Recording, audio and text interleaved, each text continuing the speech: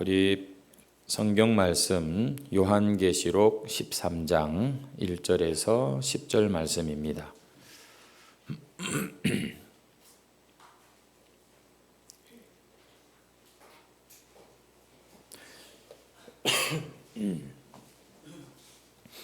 다 찾으신 줄 알고 우리 함께 합독해서 읽도록 하겠습니다. 시작. 내가 보니 바다에서 한 짐승이 나오는데 뿔이 열이요 머리가 일곱이라. 그 뿔에는 10왕관이 있고 그 머리들에는 신성 모독하는 이름들이 있더라. 내가 본 짐승은 표범과 비슷하고 발은 곰의 발 같고 그 입은 사자의 입 같은데 용이 자기의 능력과 보좌와 큰 권세를 그에게 주었더라. 그의 머리 하나가 상하여 죽게 된 것 같더니 그 죽게 되었던 상처가 나음에 온 땅이 놀랍게 여겨 짐승을 따르고 용이 짐승에게 권세를 주므로 용에게 경배하며 짐승에게 경배하여 이르되 누가 이 짐승과 같으냐 누가 능히 이와 더불어 싸우리요 하더라. 또 짐승이 과장되고 신성 모독을 말하는 입을 받고 또 42달 동안 일할 권세를 받으니라. 입을 벌려 하나님을 향하여 비방하되 그의 이름과 그의 장막 곧 하늘에 사는 자들을 비방하더라. 또 권세를 받아 성도들과 싸워 이기게 되고 각 족속과 백성과 방언과 나라를 다스리는 권세를 받으니 죽임을 당한 어린 양의 생명책에 창세 이후로 이름이 기록되지 못하고 이 땅에 사는 자들은 다 그 짐승에게 경배하리라. 누구든지 귀가 있거든 들을지어다. 사로잡힐 자는 사로잡혀 갈 것이요 칼에 죽을 자는 마땅히 칼에 죽을 것이니 성도들의 인내와 믿음이 여기 있느니라. 아멘. 오늘 본문 말씀으로 성도의 인내와 믿음이라는 제목으로 함께 말씀을 나누도록 하겠습니다. 우리는 이 계시록을 살피면서 몇 가지 개념들을 좀 계속해서 반복해서 듣고 있습니다. 성경에 지금 나오고 있는 이 여자라고 하는 인물은 바로 이 교회를 말하는 것이고 이 여자가 해산한 그 아들은 바로 메시아를 의미하는 것이고 이 아들을 해하려고 했고 또 이 여자를 해하려고 하는 이 용, 이 붉은 용이 등장하는데 이것은 바로 하늘에서 떨어진 사탄이고 오늘 우리가 읽은 이 13장 말씀에서는 이제 바다에서 한 짐승이 나오고요. 또 11절 가면은 또 땅에서 올라오는 또 짐승이 있는데 이 용이 지금 이 부리고 있는 용이 이렇게 자신의 어떤 하수인으로 이 사용하는 그런 이 바다에서 나온 짐승, 땅에서 나온 짐승들의 이야기가 이제 또 13장에서 시작이 되는 것을 볼 수가 있습니다. 이미 앞에서 우리는 사탄이 한번 실패하는 것을 보았습니다. 그 아들을 해하려고 했지만 아들은 그대로 죽고 부활하여 하늘로 올라갔고 그 여자를 또 물을 막 이렇게 토해 가지고서 여자를 삼키려고 했지만 땅이 그 물을 다 받아내고 여자가 또 무사해지는 그런 장면도 앞에서 우리는 보았습니다.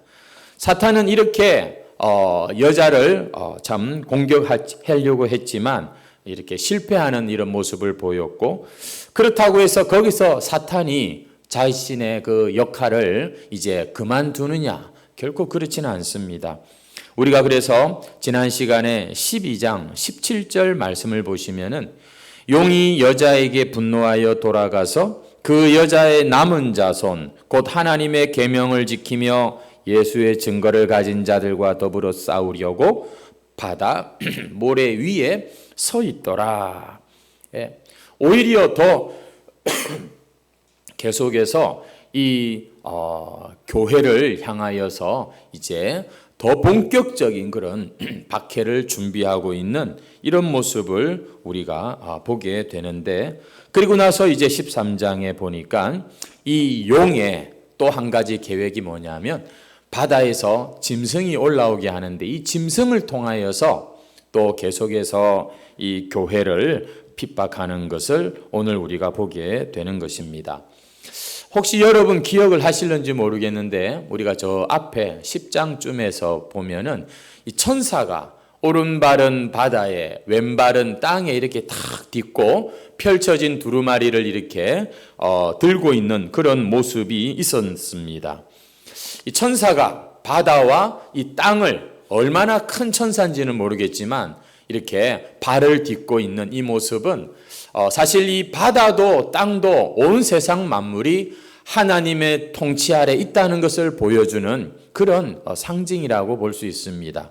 그런데 오늘 이제 13장에 오니까 이 사탄이 짐승을 땅에서도 나오고 바다에서도 나오게 하는 이것은 바로 그런 하나님의 주권을 부정하려고 하는 그런 모습으로 해석할 수 있고, 흔히 성부, 성자, 성령 삼위일체 하나님을 지금 이 용이 자신과 땅에서 나온 짐승, 바다에서 나온 짐승, 이 역시 이 악한 이 사단도 보니까 하나님의 그 삼위일체를 이렇게 흉내내고 있다, 이렇게 우리가 보기도 합니다. 12장에서는 우리가 이 용의 모습을 보게 되었는데, 12장 3절 말씀을 가보시면 이 용은 머리가 7이고 뿔이 10개 달려있고 그 머리에는 7 왕관이 있었다, 이렇게 기록이 되어 있습니다. 오늘 이 바다에서 올라온 짐승도 비슷한 것을 볼 수 있는데, 오늘 13장 1절을 보시면은 머리가 7이고 뿔이 10개고 비슷하지요. 그리고 뿔에 10 왕관이 있다. 또 이것은 또 좀 차이가 납니다. 7 왕관에 7 머리에 왕관이 7개 있는 거하고 10 뿔에 왕관이 또 10개가 있는 게 어떤 차이인지는 모르겠습니다만, 머리가 7이고 뿔이 10이고 머리에 7 왕관이 있고 10 뿔에 또 10 왕관이 있고, 지금 이것은 어떤 의미인가? 한마디로 이 바다에서 올라온 짐승은 용의 속성을 그대로 가지고 있다는 그런 의미로 보면 되겠습니다. 이 바다에서 올라온 짐승은 보니까 용이 사주하고 용이 부리는 그런 용의 하수인, 용의 대행자 역할을 한다는 겁니다. 용이 뭐라고 했죠? 사탄이라고 했지 않습니까? 근데 이 용이 부리는 바다에서 온 짐승, 이게 뭘까? 오늘 한번 우리가 생각해 볼 만한 주제입니다. 이 바다에서 올라온 짐승의 모양이 2절에 보면은 표범과 비슷하고 그 발은 곰의 발 같고 그 입은 사자의 입 같다, 이렇게 표현하고 있는 것을 봅니다. 그래서 많은 사람들이, 세대주의 계열의 사람들은 이 짐승이 뭘까를 굉장히 고민을 하면서 역사적으로 어떤 한 인물을 가지고서 이 짐승을 설명하려고 하는 시도가 많았습니다. 여러분, 오늘 우리가 이것을 한번 좀 잘 배웠으면 좋겠는데요. 성경을 좀 읽어보신 분들이면은 표범 같다, 곰 같다, 또 이 사자와 같다, 이러면은 딱 떠오르는 한 장면이 혹시 있는 그런 분 계시지 않습니까? 다니엘이 환상을 보았는데, 구약시대 다니엘이 보았던 환상의 바로 그 짐승들이 오늘 이 본문에 바다에서 올라온 짐승을 표현하는 내용과 굉장히 흡사하다는 것입니다. 다니엘 7장 우리 2절에서 한번 쭉 7절 말씀까지 보시면은, 다니엘이 진술하여 이르되 내가 밤에 환상을 보았는데 하늘에 네 바람이 큰 바다로 몰려 불더니, 3절, 큰 짐승 넷이 바다에서 나왔는데 그 모양이 각각 다르더라, 이러면서 네 짐승이 등장을 합니다. 다니엘의 환상 중에요. 첫째가 4절에 보시면 사자와 같은데, 그렇게 나와 있죠. 5절을 한번 보시면 또 보니 다른 짐승 곧 둘째는 곰과 같다라고 이렇게 기록하고 있습니다. 6절을 보시면은 그 후에 내가 또 본즉 다른 짐승 곧 표범과 같은 것이 있다라고 말하고 있죠. 7절을 가보시면은 또 한 가지 짐승이 나오는데 그 짐승은 저 뒤에 가보시면은 전의 모든 짐승과 다르고 10뿔이 있더라 이렇게 끝맺고 있는 것을 볼 수 있습니다. 그러니까 네 번째 짐승은 앞의 짐승과는 비교가 안 될 정도로 아주 무서운고 강하고 쇠로 된 이가 있는데 중요한 특징은 10뿔이 있는 그런 아주 무서운 짐승이더라는 것이지요. 여러분 이것은 다니엘서를 우리가 보면은 그 당시에 하나님의 백성인 이스라엘 민족을 괴롭히던 이 세상 나라들을 열거하는 내용이죠. 그래서 사자와 같았던 바벨론, 곰과 같았던 바사, 표범과 같았던 헬라를 지나서 그리고는 이제 다니엘 시대에는 장차 올 나라죠. 로마 10뿔을 가진 아주 무시무시한 그 로마 나라까지 포함해서 이 땅에 역사하는 세상 나라들을 쭉 그렇게 다니엘이 짐승의 모습으로 환상을 보는 장면이 나옵니다.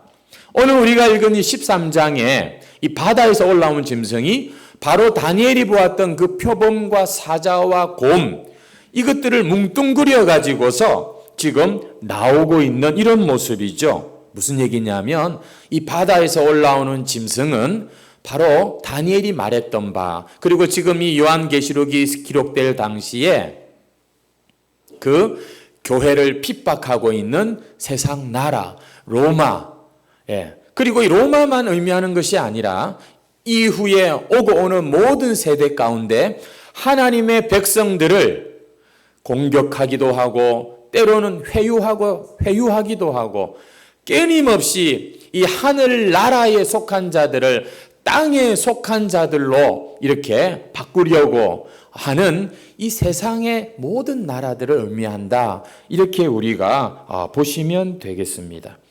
그래서 이 세상 나라가 보니까 지금 어떤 존재였던가 알고 보니 용이 사주하고 있고 용이 자기 하수인처럼 사용하는 용의 속성을 가진 존재가 바로 이 바다에서 나온 짐승, 이 세상 나라의 모습이다라고 하는 것이죠.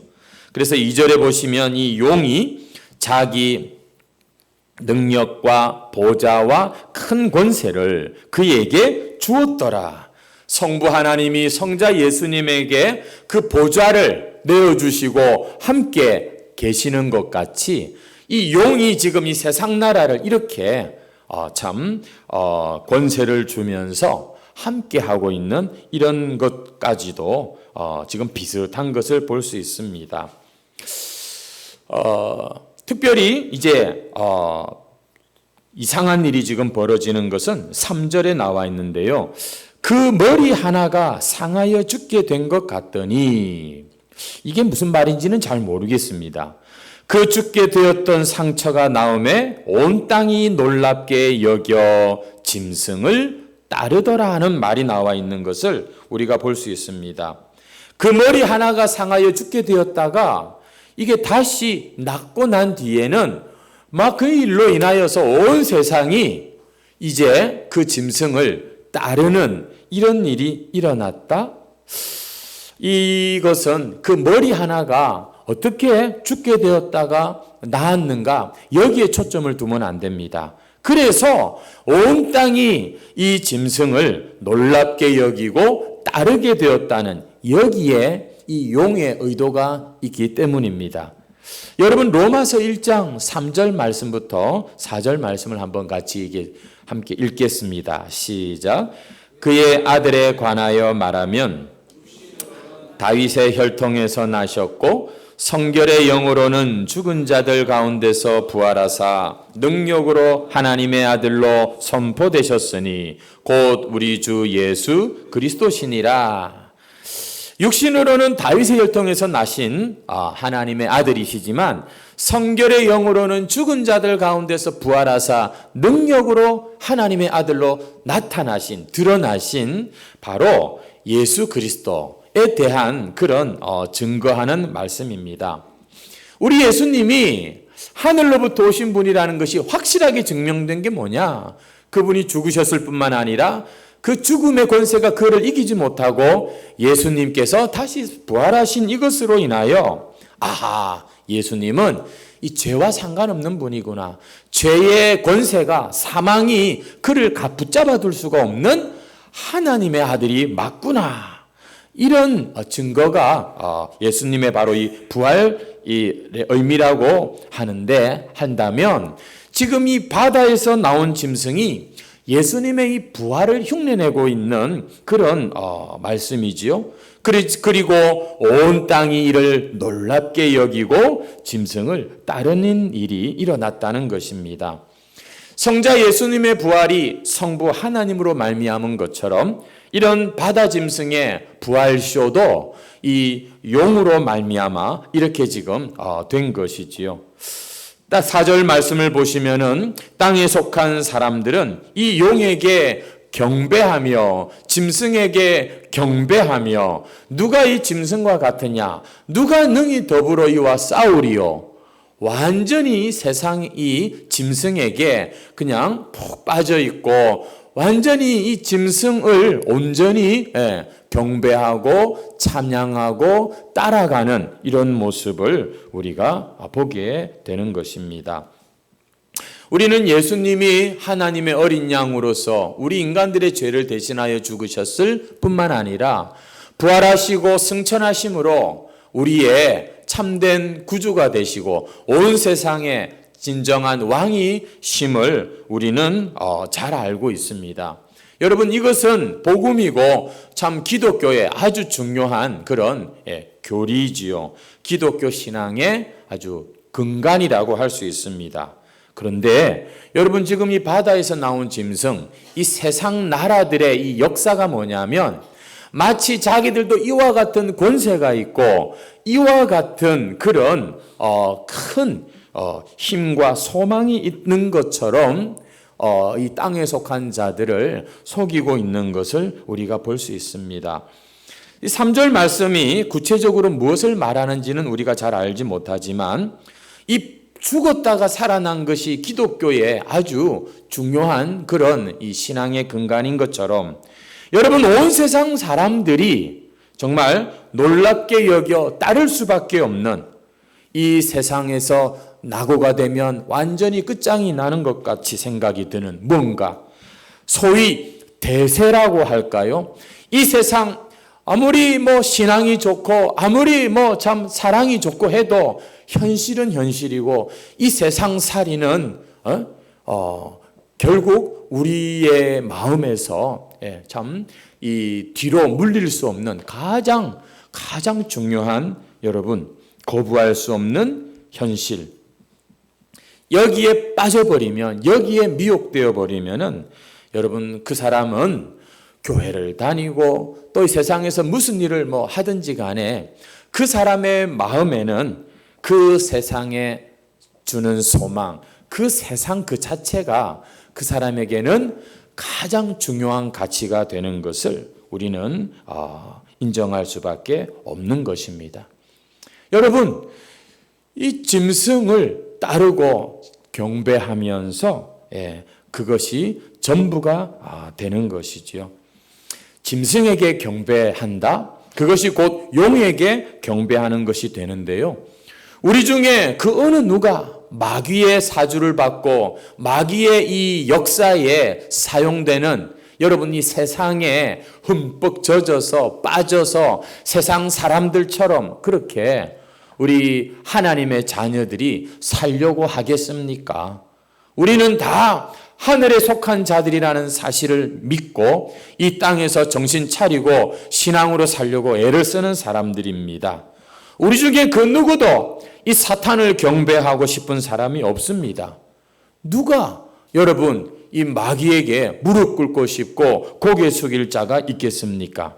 그런데 성도 여러분, 이 세상 모든 사람들의 마음에 있는 것 같이 이 세상에서 실패하는 거, 이 세상에서 낙오되는 거, 이 세상에서 내가 뭔가 잘 못되는 거, 그것이 우리의 마음을 흠뻑 사로잡아 가지고서 이 세상을 떨쳐버리지 못하고 이 세상과 타협하고 이 세상을 두려워하며 벌벌 떨며 사는 여러분, 그 모습이 바로 사탄을 따르고 경배하는 모습이다. 여러분, 이렇게 볼 수가 있는 것이죠. 여러분, 사탄은요, IQ가 두 자리 숫자가 아닙니다. 마귀는 절대 우리에게 뿔 달고 검은 망토를 쓰고 삼지창을 들고 나타나서 우리를 위협하고 하는 존재가 절대 아니겠지요. 여러분, 이 마귀가 예수님에게 나타나서 미혹을 한 적이 있었습니다. 그때 이 마귀가 어떻게 했지요? 하나님의 아들이 아니냐. 그리고는 이 세상 천하만국의 영광을 보여주면서 나하고 적당하게 타협하면 굳이 그렇게 어렵게 안 해도 얼마든지 네가 하고 싶은 일을 할 수 있다. 여러분, 이 마귀가 예수님을 미혹하는 것을 보면 그것이 곧 오늘 우리에게 다가와서 미혹하는 것과 여러분 비슷한 방법이 되는 것입니다. 대놓고 너의 메시아 사역을 포기해라 이렇게 접근 안 했어요. 마귀가 대놓고 우리에게 너의 신앙을 포기해라 처음부터 그렇게 우리에게 달려들지 않습니다. 그렇게 하지 않고요, 오히려 편하게 네 그러다가 이 세상에서 너 정말 아무것도 안 된다고 하는 두려움과 염려로 우리의 마음을 어떻게 하냐? 타협시킨다는 것이죠. 이것을 내가 놓지 못하게 만들면서 진짜 우리가 놓아서는 안 되는 것을 놓아버리게 만드는 것. 여러분, 이게 지금이나 옛날이나 역사하는 마귀의 중요한 전략인 것을 우리는 잊어서는 안 되는 것입니다. 야, 네 신앙도 좋지만 지금은 고3이잖아. 지금은 수련회도 가지 말고 주일날도 오전 예배만 드리고 그냥 학원으로 가서 열심히 공부하고 그리고 대학 딱 합격하면 하나님께 영광되고 대학 가서도 신앙생활 잘 할 수 있다. 그럴 것 같지요? 그 기간에 이 친구 신앙 다 까먹는 겁니다. 여러분, 우리 생각에는 이렇게 하는 것이 하나님께 영광이 될 것 같은데 안타깝게도 그 모든 타협과 그 모든 우리가 이 세상의 미련을 놓지 못한 것들이 결국 우리의 신앙에 엄청난 덫이 되고 올무가 되는 것을 볼 수 있습니다. 돈 많이 벌어서 헌금하면 되잖아. 일단은 벌어야지. 그렇게 해서라도 버는 것이 좋은 거지. 그게 복 받는 거지. 누구나 다 그렇게 장사하는 거야. 그냥 돈을 버는 그 자체가 목적이 되게 만들고 우리를 신앙 양심도 하나님의 어떤 그런 참 인도하심도 그냥 잃어버리게 만든다면 여러분, 그것은 돈이 많이 들어오는 축복이 아니라 올무일 수 있는 것이죠. 사람이 지금은 안 믿어도 일단 사람이 너무 좋아, 조건이 너무 좋아, 결혼하고 나중에 전도하면 그게 더 하나님께 영광되지 않겠나? 그게 더 하나님 기뻐하시는 일 아니겠나? 여러분, 우리는요, 참 보면 세상 살면서 정말 우리 다 입장에서 이렇게 타협하고 그렇게 생각하는 것이 얼마나 참 우리에겐 이런 유혹이 많은지 모르겠습니다. 때로는 그런 것이 진짜 하나님을 더 위하는 것처럼 그렇게 보여질 때도 있는 것이죠. 오늘 이 바다에서 나온 짐승, 이 세상 나라들의 어떤 모습이라고 우리가 말씀을 했는데, 참 우리가 이 신앙을 가지고서 이 세상에서 믿음 지키며 사는 게 진짜 이게 쉬운 게 아닙니다.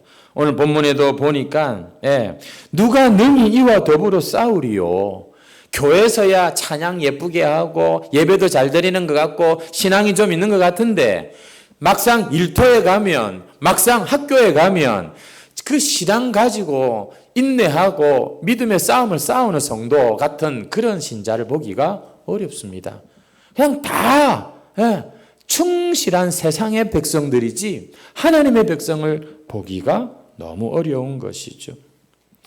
5절에도 보니까 이 짐승이 과장하고 신성 모독을 하고 이 42달, 1260일, 한때, 두때, 반때, 3년 반, 다 똑같은 기간, 이 세상 종말의 시대라고 했는데 이 권세를 가지고서 지 하고 싶은 대로 하는 거예요. 우리 눈에 보이는 건 이 원수가 그냥 지 마음대로 하는 것만 보이니까 우리가 참 지는 것 같고 교회가 아무 힘이 없는 것 같고 이 신앙이라고 하는 것이 세상 사는데 별로 도움도 안 되고 아무런 힘도 없는 것 같은 그런 모습들이 6절에도 나오고 7절에도 나오고 지금 8절에도 나오고 하는 것입니다. 그냥 이 짐승이 성도들을 이 바다에서 나온 짐승이 마음껏 그 신앙을 유린하는 이런 모습처럼 보이는 것이죠. 솔직히 그게 우리의 현실이기도 하고요. 신앙만 갖고는 못 산대. 신앙은 신앙이고 현실은 현실이야. 정신 바짝 차려. 직장에서 학교에서 우리는 우리의 신앙을 가지고서 세상에서 뭔가를 할 게 별로 없습니다. 그냥 이건 교회용이고 주일용이지 세상에서 우리의 믿음을 가지고서 뭐 싸우고 뭐 인내할 것들이 별로 없는 것이죠. 사랑하는 해광 성도 여러분, 우리가 꼭 기억해야 할 것이 있다면 우리 사는 이 세상이 영원하지 않다고 성경은 말씀하고 있고 우리 인생 하나하나가 다 끝이 있다는 사실을 우리는 잊어서는 안 되는 것입니다. 지금 짐승한테 있는 이 권세, 지금 우리가 볼 때 이 세상 나라의 이 참 온갖 영화와 그리고 이 권세, 이게 고작 42달 용이라니까요. 정말 잠깐짜리입니다. 정말로 우리가 하나님을 믿는 자들이고 성경을 믿는 자들이라면 여러분, 우리는 이 세상에서 우리의 신앙을 확인해야 할 수 있어야 하는 것이죠. 아무리 이 세상살이가 정말 제일 중요한 것처럼 보여도 여러분 이미 하늘에서 쫓겨난 용이 준 권세에 불과합니다. 결국 그것은 우리로 하여금 죄짓게 만드는 것에 불과한 것이지 이 세상이 우리에게 영생과 이 세상이 우리에게 참된 만족과 여러분 생명을 줄 수 없다는 것은 여러분 예수를 믿는 자들이라면 잘 아시지 않습니까? 우리 한번 8절 말씀을 보겠습니다. 8절 말씀, 죽임을 당한 어린 양의 생명책에 창세 이후로 이름이 기록되지 못하고 이 땅에 사는 자들은 어떻게 합니까? 다 그 짐승에게 경배하리라. 땅에 속한 자들, 땅에 사는 자들은 이렇게 살 수밖에 없다는 겁니다. 세상 하면서 이렇게 살아간다는 것이죠. 그러면 하늘에 장막을 치고 이미 참 그 영이 하나님의 품에 안긴 하나님의 백성들, 그 생명책에 이름이 기록된 자들은 어떻게 살아야 하는 것일까? 오늘 성경, 오늘 본문의 결론은 이것입니다. 여러분, 그래서 9절 말씀에 한번 주의를 환기시킵니다. 누구든지 귀가 있거든 들을지어다. 지금 온 세상에 속한 자들은 이 세상을 경배하며 어떻게 해서든지 세상에서 낙오되지 않으려고 이 세상 것을 잃어버리지 않으려고 애를 쓰며 달려가는데 누구든지 귀가 있거든 들을지어다. 여러분 이 말씀은요 앞에서 우리가 소아시아 7교회에 이 참 주님께서 주시는 계속 반복된 말씀이죠. 귀 있는 자가 들을지어다. 굉장히 지금 중요한 얘기를 하실 것 같아요. 맞습니다. 아주 중요한 얘기가 바로 10절 말씀인 것이죠. 한번 우리 같이 읽겠습니다. 시작. 사로잡힐 자는 사로잡혀 갈 것이요 칼에 죽을 자는 마땅히 칼에 죽을 것이니 성도들의 인내와 믿음이 여기 있느니라. 어린 양의 생명책에 이름이 기록되지 않은 사람들은 다 짐승에게 경배하겠지만 어린 양의 생명책에 이름이 기록된 사람들은 어떻게 되느냐?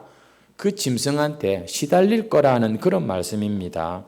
사로잡힐 자는 사로잡힐 것이고 칼에 죽을 자는 마땅히 칼에 죽을 것이다. 여러분, 오늘 이 10절 말씀이 여러분에게 와 닿으십니까? 이런 말씀도 있었나? 아니, 예수를 믿고 하나님의 자녀가 되고 복을 받고 그래서 정말 이 험한 세상 내가 참 승리할 수 있다. 행복할 수 있다. 축복의 그런 주인공이 될 수 있다. 이렇게 말을 해도 사람들이 교회에 올까 말까인데 귀 있는 자는 들을지어다. 이래놓고는 사로잡힐 자는 사로잡힐 것이고 칼에 죽을 자는 칼에 죽을 것인데 성도들의 인내와 믿음이 여기 있느니라. 아이고, 이런 얘기 해가지고서 내 태신자가 교회 오겠나? 이런 생각이 혹 여러분 들지 않습니까? 여러분, 이와 비슷한 일들이 구약에 보면 유다 나라가 멸망할 때 하나님께서 예레미야에게 하신 말씀에 비슷한 이야기가 나옵니다. 우리 예레미야 15장 1절 말씀을 한번 가보시면은 1절 2절 말씀, 여호와께서 내게 이르시되 모세와 사무엘이 내 앞에 섰다 할지라도 내 마음은 이 백성을 향할 수 없나니 그들을 내 앞에서 쫓아내 보내리라. 2절입니다. 그들이 만일 내게 말하기를 우리가 어디로 나가리요 하거든 너는 그들에게 이르기를 여호와께서 이와 같이 말씀하시니라. 죽을 자는 죽음으로 나아가고 칼을 받을 자는 칼로 나아가고 기근을 당할 자는 기근으로 나아가고 포로될 자는 포로됨으로 나아갈지니라 하셨다 하라. 지금 이 유다 나라가 바벨론에게 멸망당하는 것을 이렇게 예레미야를 통해서 예언을 하고 있는 이런 장면인데, 너희들은 지금까지 내가 수많은 기회를 주었지만 끝내 너희들의 가는 길, 그 패망의 길, 그 죄의 길에서 돌이키지 않았으니 이제 어떻게 살아보려고 잔머리 굴리지 말고 애굽 찾아가지 말고 그냥 다 받아들여라. 너희들에게 임한 심판을 그냥 다 받아들여라. 이렇게 지금 하나님께서 말씀하고 계시는 그런 내용이거든요. 그런데 오늘 본문의 말씀은 심판의 내용의 말씀은 아니고요.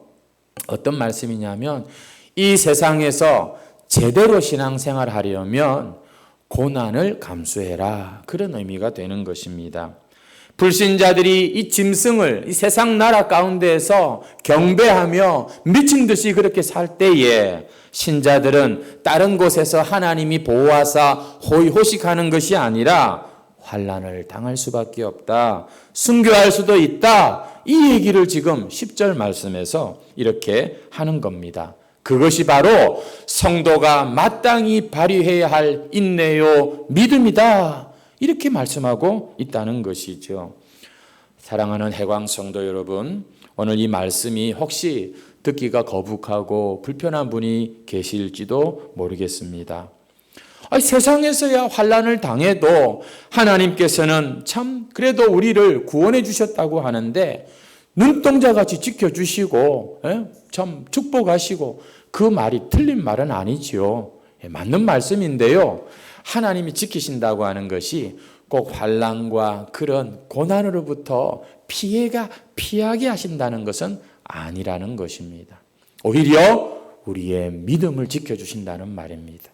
세상에서 아이고 나는 이 믿음 못 지키겠다 하고 그냥 떠날 법한데 이상하게 어떤 사람들은 끝까지 자기 믿음을 끝까지 지키는 사람들이 있지 않습니까? 목숨을 바쳐서라도 그 믿음을 빼앗기지 않으려고 몸부림치는 사람들이 있습니다. 이런 신앙으로 하나님께서 지켜주신다는 것이지요. 우리는 어려움이 찾아올 때 기도합니다. 또 서로 기도를 해주기도 합니다. 하나님 해결해 주세요. 응답해 주세요. 우리는 그렇게 해야 합니다. 여러분 그렇게 하면 하나님께서 선하게 응답해 주실 것입니다.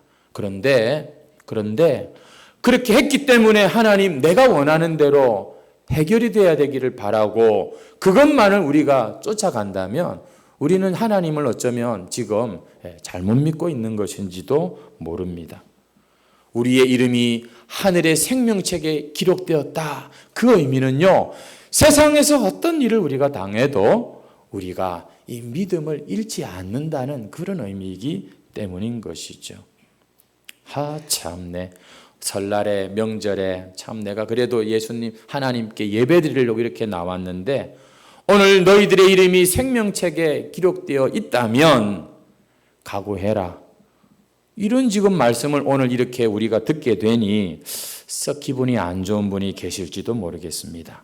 아이고, 내가 이런 소리나 들으려고 예수 믿는 건 아닌데, 이 요한계시록을 계속해서 보다 보니 참 이제는 이런 소리까지 우리가 듣게 됩니다. 성도 여러분, 우리의 이 신앙이라고 하는 것을 우리가 앞으로도 계속 잘 더 정리해 나가야 되겠습니다만, 신앙은 내가 이 세상에서 예수 믿고 남들보다 더 남다른 특혜를 받는 그런 수단이 아닙니다.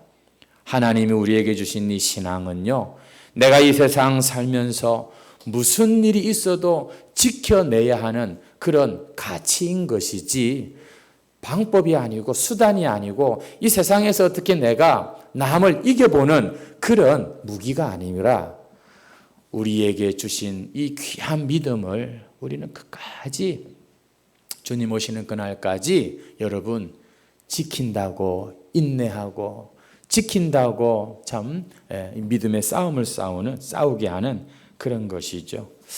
저는 오늘 이 말씀을 여러분들과 나누지만 그렇게 사실 불안하진 않습니다. 이미 우리는 계시록을 말씀을 보면서 또 우리 새벽마다 우리 참 기도회 때마다 우리 하나님의 말씀을 보면 이 믿음이라고 하는 것이 결국 무엇인가 하는 것을 점점 우리로 하여금 깨닫게 하지 않습니까? 적어도 이 세상의 마지막에 주님이 오셔서 심판하실 거다.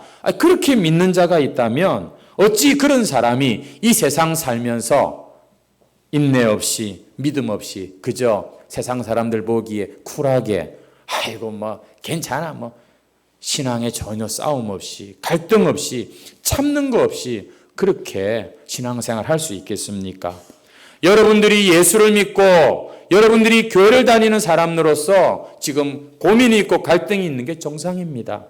여러분에게 이런 신앙의 고민과 몸부림과 이런 오래 참음이 없다면 그게 여러분 지금 가짜라는 거지 오늘 우리의 신앙은 여러분 이 험한 세상에서 정말 인내 없이는 정말 이 믿음으로 싸움이 없이는 지켜내기 어려운 그런 짐승 같은 상황과 때를 만날 때가 너무나 많기 때문입니다.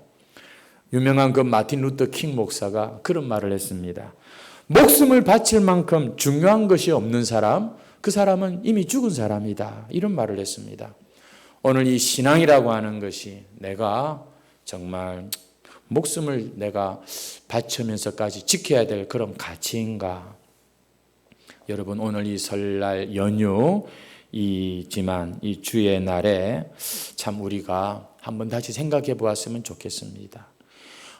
그러면 예수 믿으면 그냥 이렇게 맨날 고생만 한다는 말인가? 저는 다른 건 모르겠습니다만 여러분 6절 말씀에 한번 가보시겠습니까? 짐승이 입을 벌려 하나님을 향하여 비방하되 그의 이름과 그의 장막 곧 하늘에 사는 자들을 비방하더라. 이 짐승이 하나님을 향해 비방을 하는데 그 이름 그리고 그 장막 곧 하늘에 사는 자들을 비방한다라고 말합니다. 짐승이 하나님을 대놓고 모독할 수도 있지만 이 짐승이 하나님을 사실 비방하는 방법은 하나님 믿는 자들을 그렇게 괴롭히고 못살게 굴고 비방하는 것으로서 자신의 그 하나님 앞에서의 악한 짓을 한다는 것이죠. 여러분 바울이 다메섹 가는 길에 예수님을 만났습니다. 예수님께서 이 사울을 향하여서 뭐라고 말씀하십니까? 사울아 사울아 네가 어찌하여 나를 핍박하냐 이렇게 말씀하세요. 사울은 지금 예수님을 처음 보는데 예수님 말씀하시기를 네가 나를 핍박한다 이렇게 말씀하십니다. 왜냐하면 사울이 예수 믿는 자를 그렇게 핍박했기 때문인 것이죠. 바울이 예수를 박해한 적이 없습니다. 예수 믿는 자들을 박해했죠. 그런데 예수님은 그것이 자기가 박해를 받은 것이라고 말씀하고 있습니다. 성도 여러분이 이 세상에서 당하는 신앙의 어떤 여러분 비방과 어려움과 그런 참 시련이 있으십니까? 여러분, 그것은 이 세상이 나를 공격하는 것이 아니라 겁도 없이 지금 하나님을 대적하고 하나님을 공격하는 그런 행동입니다. 오늘 여기 인내와 믿음이라고 했는데요. 지난 시간에 말씀드렸습니다. 우리에게 믿음은 딴 믿음이 없어요. 예수 믿는 믿음 그거 하나입니다. 목사도 믿지 마시고 여러분 사람도 믿지 마십시오. 오직 우리가 믿을 것은 예수 잘 믿는 거예요. 성도 여러분, 오늘 그 예수님을 붙들고 예수님을 믿는 믿음으로 살고 계십니까? 그 예수님에 대한 믿음 때문에 여러분 안에 인내가 있습니까? 참는 것이 있습니까? 여러분 믿음의 싸움이 있습니까? 하나님은 그것을 바로 자신의 일이라고 말씀하고 계십니다. 세상이 아무리 날뛰어도 우리 뒤에 계신 그분을 지금 상대하고 있는 그런 것임을 잊지 마시고 부디 눈을 열어 이 세상보다 크신 주님을 바라보면서 우리에게 주신 이 믿음을 끝까지 잘 지키는 우리 성도들 되시기를 주의 이름으로 축원합니다. 찬송가 340장 찬송입니다.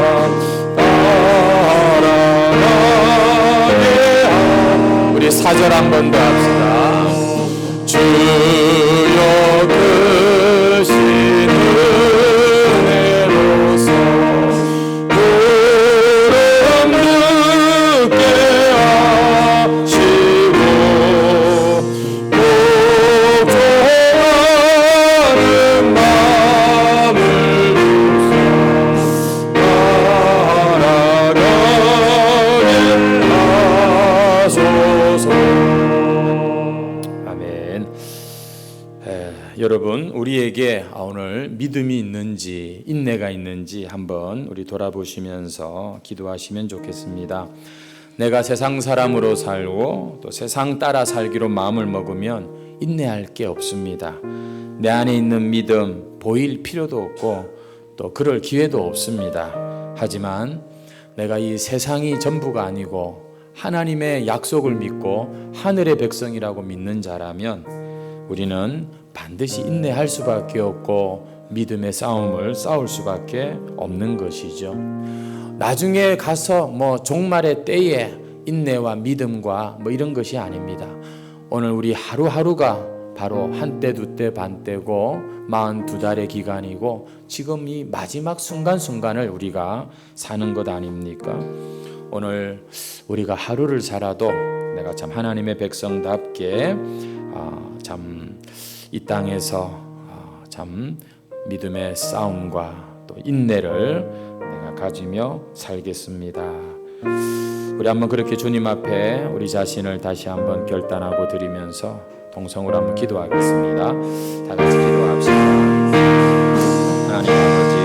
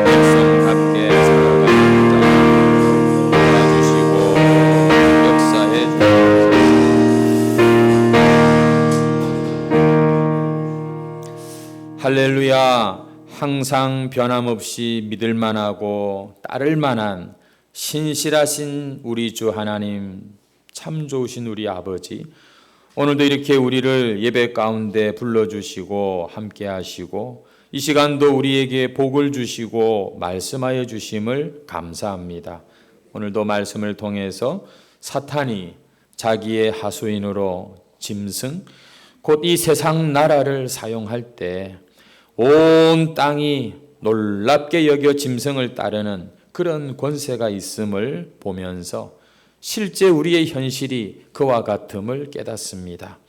땅에 속한 자들이야 이 세상 따라 그냥 사는 것이 당연한 일이겠지만 하나님의 백성이라고 하면서도 이 세상에서 전혀 참 모지람도 없이 거치는 것도 없이 세상에 타협하고 참 이 세상적 짐승을 따르고 결국 그 배후인 사탄을 경배하기까지 이르는 그런 우리의 모습은 아닌지 오늘도 말씀 앞에 우리 자신을 비춰봅니다.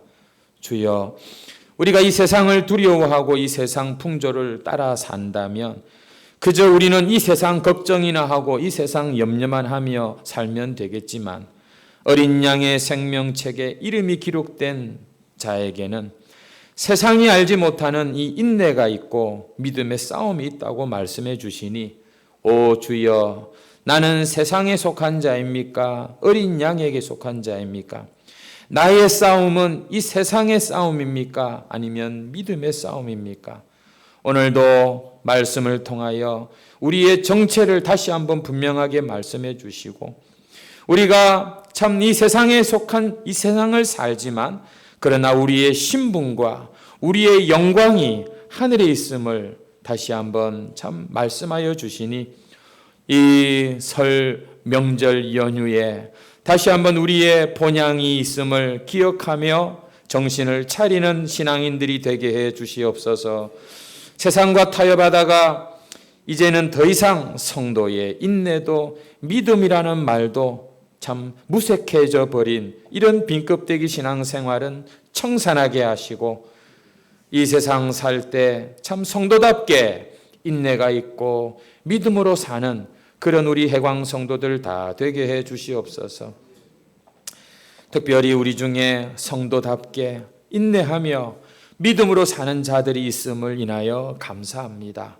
주님, 저들을 기억하여 주시고 저들의 이 참 연약한 무릎을 더욱 강하게 해 주시고 세상이 또 남들은 다 그렇게 살아도 그 신앙 양심과 성령의 그 참 이끄심을 따라 살기를 힘쓰고 애쓰는 이 귀한 믿음의 역사를 하나님 붙잡아 주시옵소서.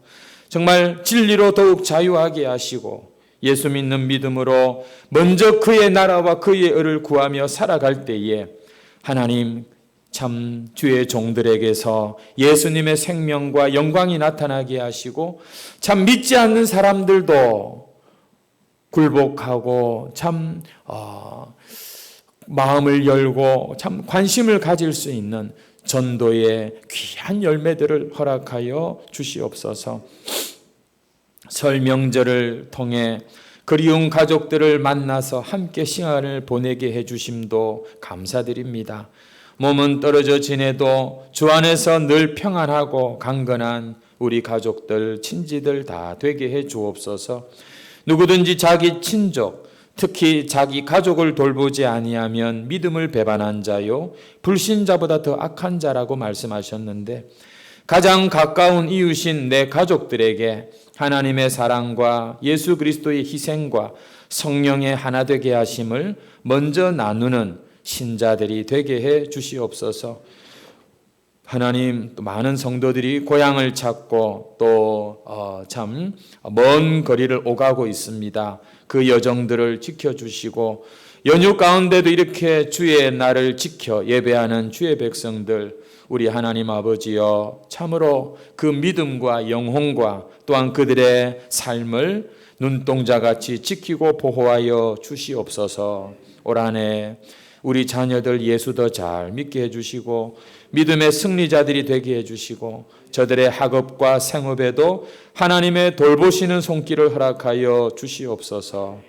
이 시간 귀한 예물 바치는 손길들마다 주님의 그 신실하신 손길로 참 그 가정과 사업과 일터를 지켜주시기를 소망하오며 그 가정마다 참 윤택하고 기름지고 풍성하고 베풀고 나누는 축복의 도구들 되게 해 주옵소서. 이 모든 말씀 예수님의 이름으로 기도하옵나이다. 아멘. 우리 주 예수 그리스도의 은혜와 우리 하나님 아버지 그 크신 사랑과 성령님의 교통하시고 충만하심이 세상에서 타협하는 신앙인으로 살기보다 성도의 인내를 따라 믿음을 지키며 살기를 다짐하는 모든 성도들 머리 위에 영원토록 함께 있을지어다. 아멘.